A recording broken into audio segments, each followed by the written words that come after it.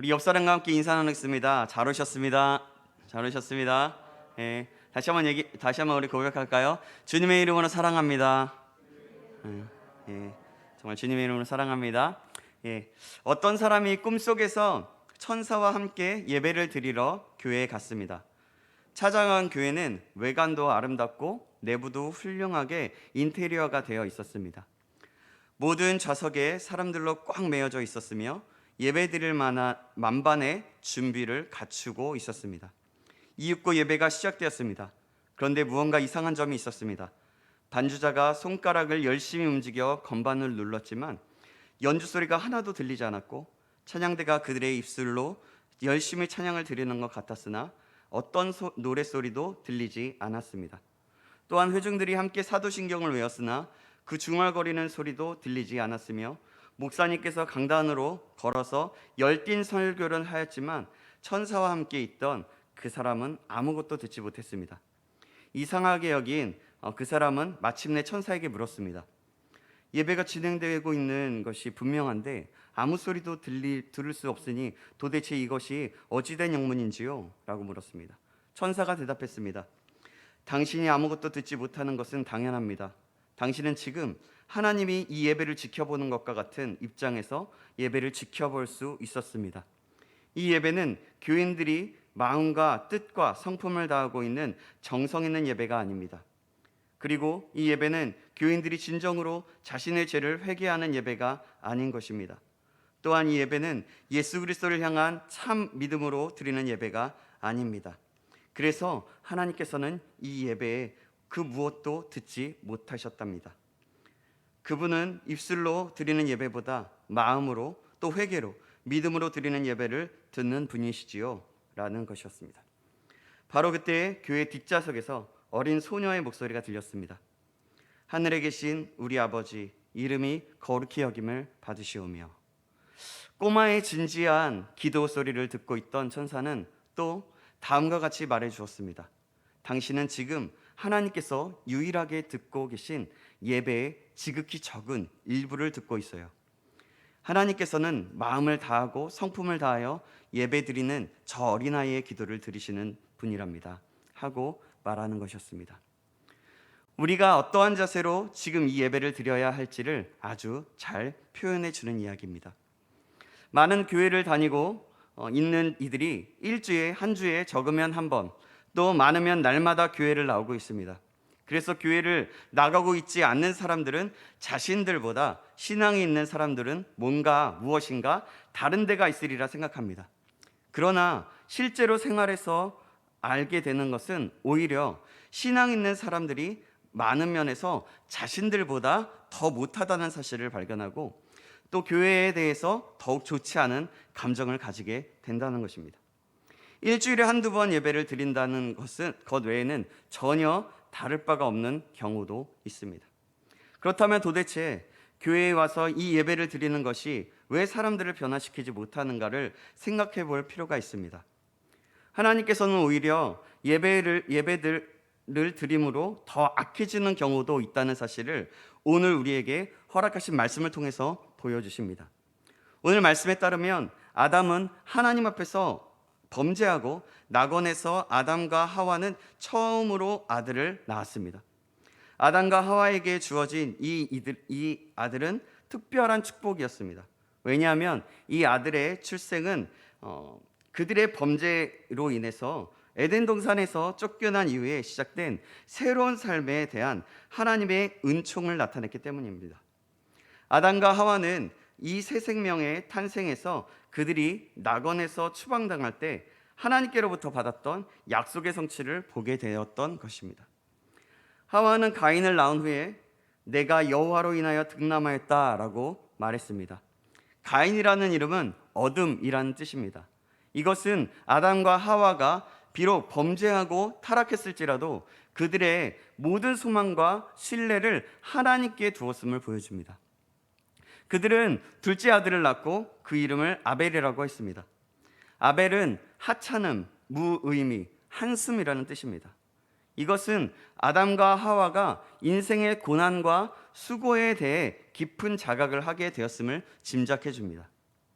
본문은 두 아들의 직업에 대해서 말해주고 있습니다. 가인은 농사를 짓는 사람이었고 아벨은 양을 치는 사람이었습니다. 두 사람의 직업은 모두 선하고 훌륭한 것이었습니다. 감사하게도 이 두 아들은 각각 자신의 믿음으로 하나님께 감사의 제사를 드렸습니다. 이것은 외형적으로는 두 사람 모두에게 하나님을 믿는 믿음과 감사의 마음이 있었다는 뜻입니다. 그러나 그 예배 후에 나타난 결과는 너무나도 엄청난 것이었습니다. 형은 예배를 드린 후에 동생을 죽여버렸습니다. 인류 최초의 가장 무서운 범죄가 예배 후에 일어나는 것입니다. 형 가인은 예배를 드리고 나서 오히려 더 기쁨을 잃어버렸고 더 분노로 가득 차게 되었습니다. 그리고 이 분노는 곧바로 살인으로 연결되었습니다. 우리 예수를 믿는 성도들은 매주마다 그리고 매번 모일 때마다 예배를 드립니다. 불교는 1년에 몇 번만 가면 되던데 그거 뭐 꼭 그렇게 자주 예배를 드려야 할 필요가 있는가 하고 생각하는 분들이 없지 않을 것입니다. 그러면 도대체 예배란 무엇이고 또 어떻게 하는 것이 바른 예배인가 하는 것을 이 시간 살펴보면서 예배에 대한 바른 자세를 가지시기를 바랍니다. 그래서 예배를 드릴 때마다 하나님이 기뻐하시는 예배를 드려서 하나님께서는 영광이 되고 하나님께게는 영광이 되고 우리 모두에게는 큰 은혜가 되기를, 그래서 날로 성숙된 신앙의 소유자가 되기를 소망합니다. 그럼 예배란 무엇입니까? 예배란 구속함을 입은 우리 성도들이 하나님의 거룩하심과 그의 온전하심을 묵상하면서 감사함으로 경배를 드리는 것입니다. 예배란 말의 원 의미를 살펴보면 섬기다, 절하다, 존경하다는 뜻을 가지고 있습니다. 영어로는 worship이라고 하고 서비스라고도 하는데 본래 worship이라는 말은 worth와 ship, 즉 가치가 있다는 뜻에서 유래되었습니다. ship은 추상명사에 붙여서 명사화시키는 것이니까 예배란 가치 있는 것이라는 뜻입니다. 또 서비스라는 말은 예배란 뜻 외에도 섬기다, 봉사하다는 의미를 가지고 있습니다. 그러므로 예배란 어떤 형식에만 매인 것이 아니고 진심으로 존경을 표하고 섬기는 자세를 가져야 하는 가장 가치 있는 것입니다. 그런데 기독교의 역사를 보면 구약에서부터 신약에 이르기까지 형식주의로 인한 많은 문제점들이 있었던 것을 알 수가 있습니다. 구약 성경에는 많은 예언서들이 있는데 이 예언서의 내용 중에 많은 부분이 당시의 형식화된 종교, 형식화된 예배에 대해 주로 비판을 하고 있는 것을 볼 수가 있습니다. 사무엘상 15장 22절에 순종의 제사보다 낫다는 말은 바로 형식주의에 대한 비판입니다. 시편 51편 17절에 하나님이 구하는 제사는 상함 심령이라고 말씀합니다. 이 말씀은 예배의 핵심이 바로 형식에 있는 것이 아니라 찢어진 마음과 회개하는 마음에 있다는 것을 말해줍니다. 그런데 우리는 예배에 그냥 나오면 된다고 생각합니다. 그것도 겨우 설교 시간에 나와서 예배를 드렸다고 하는 사람들도 있습니다. 이것은 예배를 얻는 시간, 은혜 받는 시간이라고만 생각하기 때문입니다. 그러나 예배 시간의 핵심은 내 마음과 몸을 바쳐서 하나님을 높이고 올려드리는 것이지 얻는 데 있는 것이 아닙니다. 우리가 얻는 은혜는 부수적인 것입니다. 따라서 예배를 위해 준비하는 것은 교역자나 또 순서를 맡은 몇몇 사람들과 또 찬양단이나 찬양대만의 것이 아닙니다. 우리 신창교회에 속한 온 지체들이 준비를 해야 한다는 것입니다. 그래야 우리는 예배가 지루한 하나의 의식이 아니라 기다려지고 참여하는 기쁜 시간이 될 것입니다. 오늘 본문을 통해서 말씀하시는 하나님께서 원하시는 예배는 무엇일까요? 아벨이 드린 제사는 나중에 모세에 의해서 정착된 제사 제도와 똑같습니다. 하나님께서는 가인과 아벨의 중심을 보신 후에 하나는 받으시고 다른 하나는 거절하셨습니다.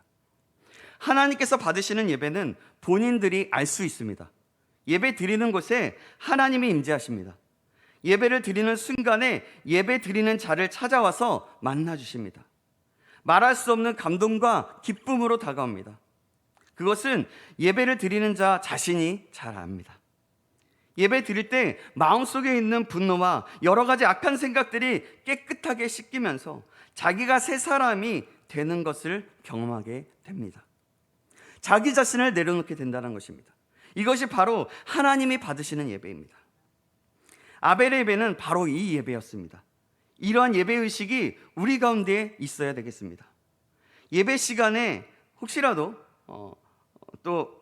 다른 생각을 하고 잡담하며 지내는 것, 또 핸드폰을 보는 것, 하나님도 아시고 자신도 알고 옆에 지체도 합니다. 서로가 예배를 온전히 드릴 수 있도록 격려하고 세워주며 도와주시기 바랍니다. 그렇게 서로를 섬깁시다. 아멘. 예배에서 중요한 것은 무엇입니까? 요한복음 4장 말씀에 보면 예수님과 사마리아 여인과의 대화 속에서 볼 수 있는 것은 당시 유대인들이나 사마리아인들은 예배의 장소가 어디냐, 어떤 형식으로 예배를 드리느냐 등등에만 관심을 가진 것을 볼 수 있습니다.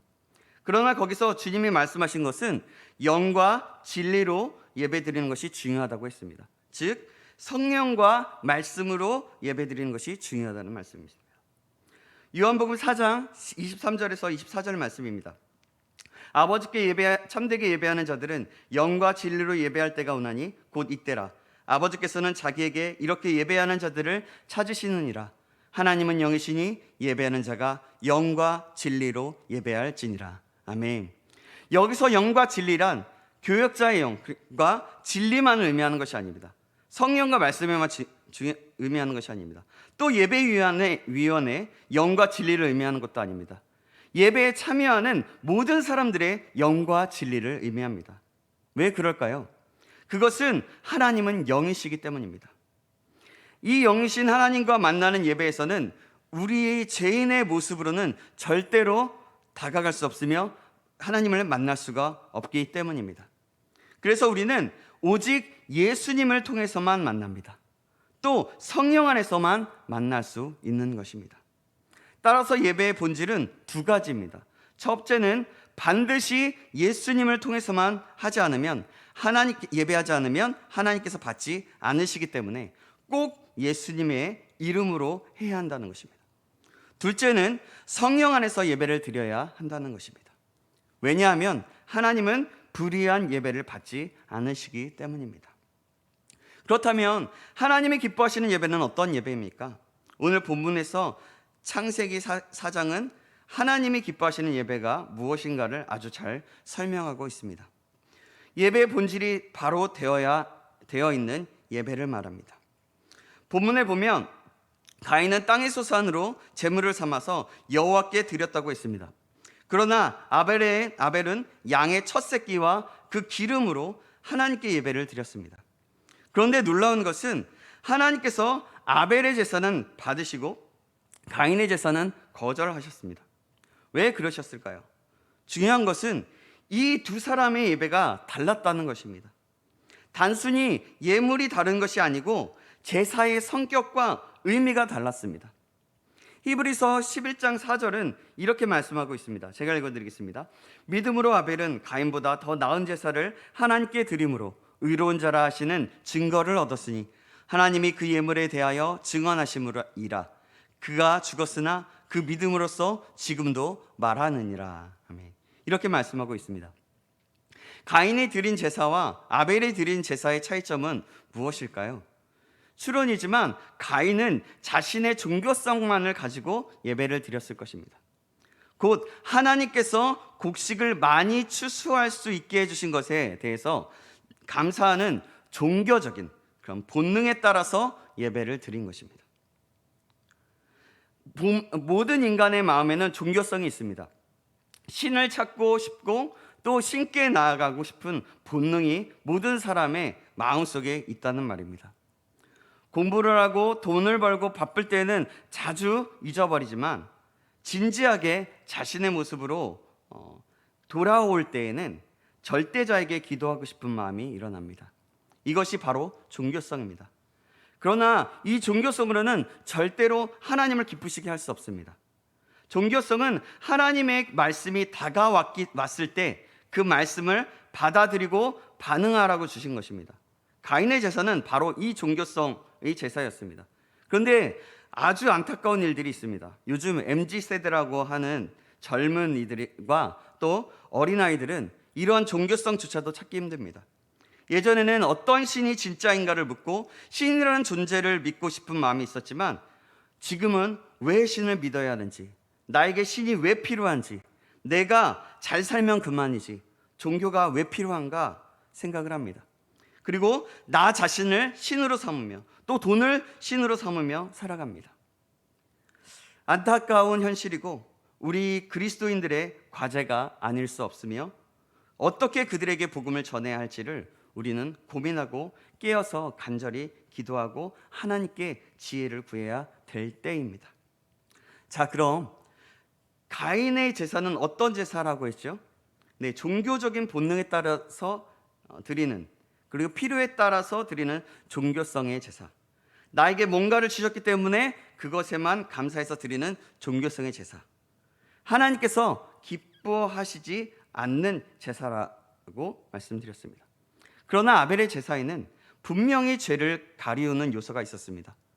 짐승을 잡아서 그 짐승의 기름을 하나님 앞에 태운 아벨의 제사에는 자신이 말할 수 없는 죄인이고 또 하나님의 긍휼이 없이는 도저히 살 수 없는 버림받은 죄인이라는 고백이 분명히 들어있었습니다.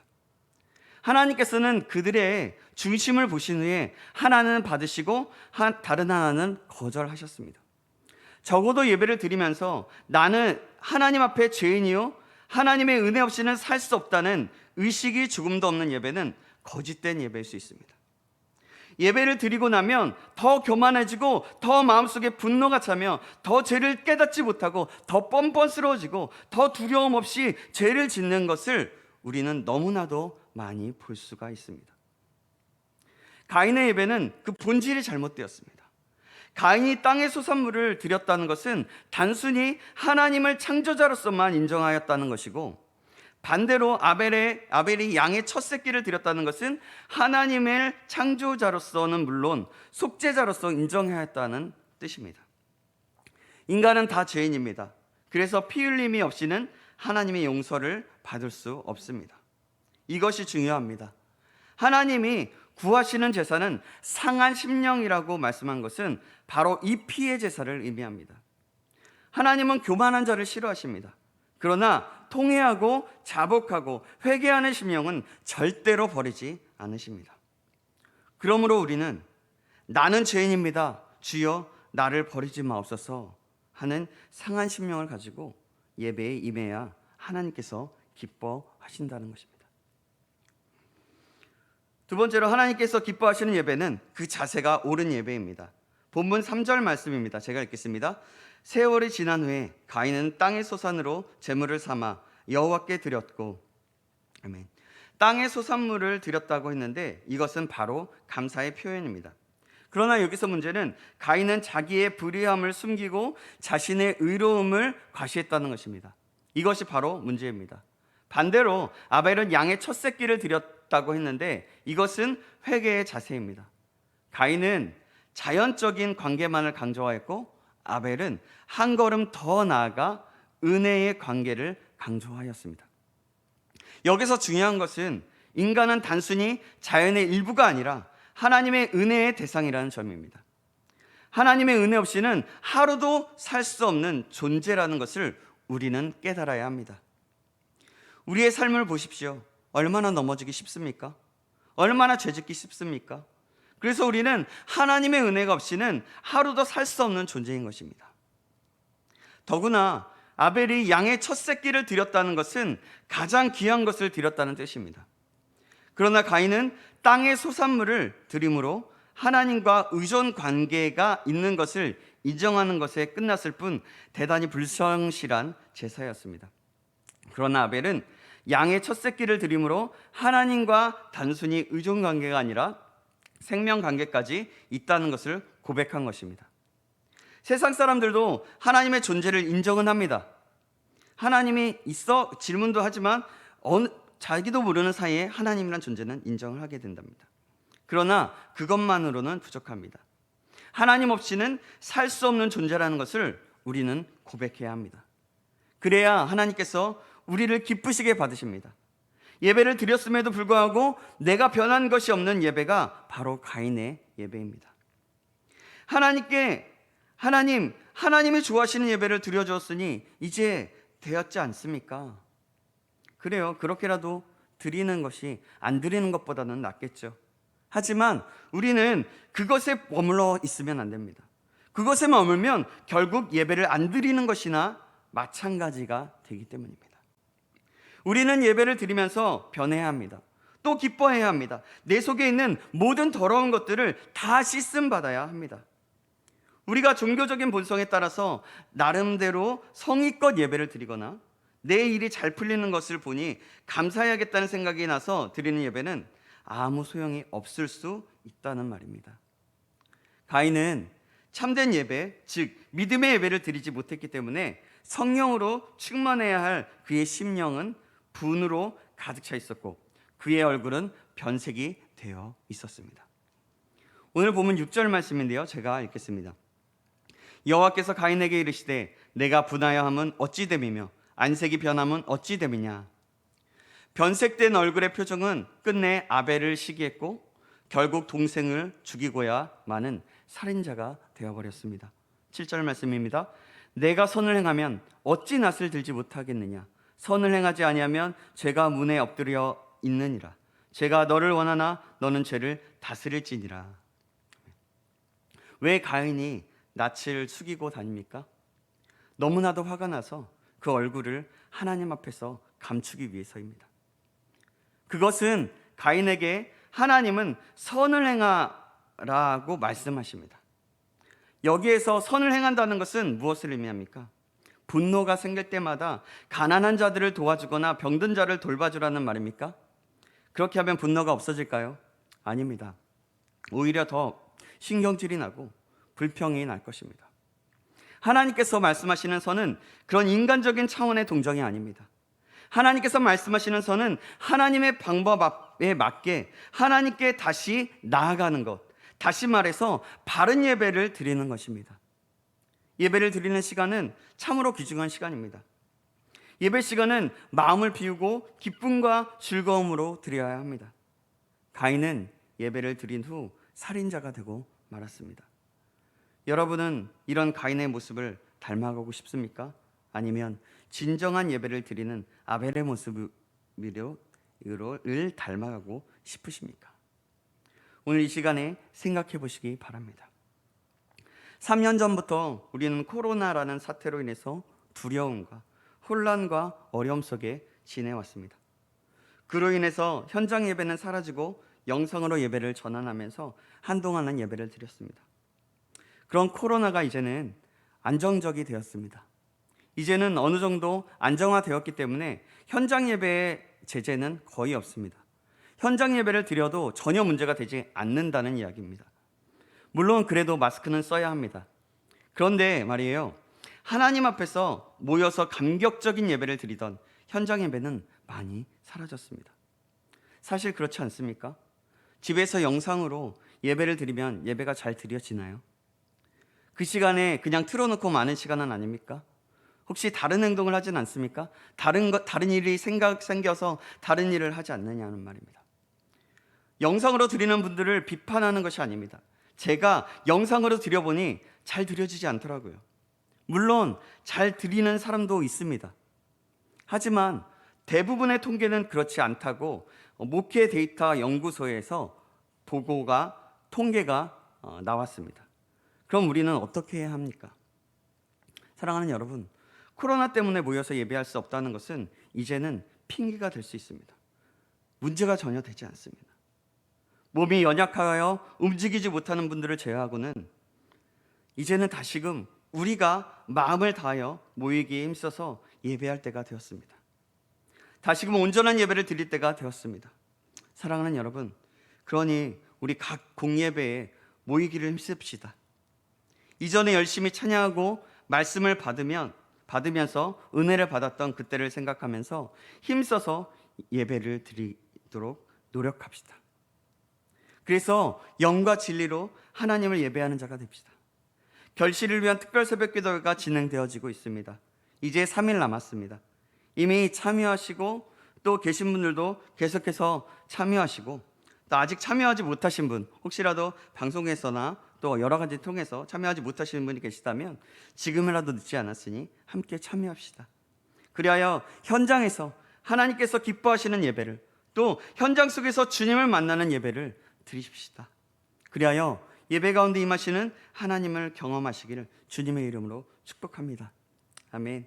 사실 오늘 이 말씀을 준비하면서 말씀을 전하고 있는 저의 모습은 어떤가 묵상하며 생각해 보게 되었습니다. 저도 예배를 섬기다 보면 예배를 어떤 행위로 볼 때가 많이 있었음을 보았습니다. 그리고 정말 하나님을 기쁘시게 하는 예배는 무엇일까 스스로 질문을 해보게 되었습니다. 그 전에도 알았지만 그것은 이것이었습니다. 하나님이 기뻐 받으시는 예배가 바로 좀 더 가난하고 상한 심령으로 드리는 예배이구나. 그것이 머리로서만 알았는데 더 깊은 차원으로서 마음이 필요하구나. 그러면서 가슴이 뜨거워졌습니다. 더 깊은 차원은 무엇일까도 생각해 보았습니다. 그것은 바로 하나님을 예배하는 예배의 자리에서만 예배하는 것이 아니고 삶의 자리에서 예배하는 것이구나 였습니다. 이것은 제가 말하고 생각했고 가르쳤던 것이었습니다. 그런데 그것이 머리로서만 알았다는 것을 다시금 깨닫게 되었고, 가슴으로 더 뜨거워지게 더 뜨거움을 더 느끼게 되었고, 더 사모하게 되었습니다. 그렇게 가슴이 더 뜨거워졌습니다. 그리고 하나님 앞에 회개하게 되었습니다. 지금 이 시간에 혹시라도 가인과 같이 형식주의에 빠져 있었다면, 그리고 머리로서만 알고 있는 예배를 드렸다면 회개하시기 바랍니다. 아벨과 같은 마음으로 예배를 드렸다면 더 하나님 앞에 은혜를 구하면서 더 가난한 마음으로 하나님께 예배하기를 원합니다. 그리하여서 하나님께서 기뻐하시는 예배자, 하나님께서 찾으시는 예배자가 되기를 주님의 이름으로 축복합니다. 바로 아벨과 같은 예배자가 되시기를 주님의 이름으로 축복합니다. 기도하시겠습니다. 살아계신 하나님 아버지, 감사합니다. 우리에게 참된 예배의 본질을 깨닫게 해주시고 그동안의 잘못된 행동들을 돌아보게 하시니 감사합니다. 항상 주님께 영과 진리로 예배를 드리게 하시며 믿음의 제사를 드리게 하여 주시옵소서. 참된 기쁨이 예배 중에 있게 하시고 주님과의 깊은 교제가 예배 중에 일어나게 하여 주시옵소서. 그래서 이 시대에 하나님께서 찾으시는 예배자, 하나님께서 기뻐하시는 예배자, 그 한 사람이 우리 자신, 내가 될 수 있도록 인도하여 주시옵소서. 살아계신 예수 그리스도의 이름으로 기도합나이다. 아멘.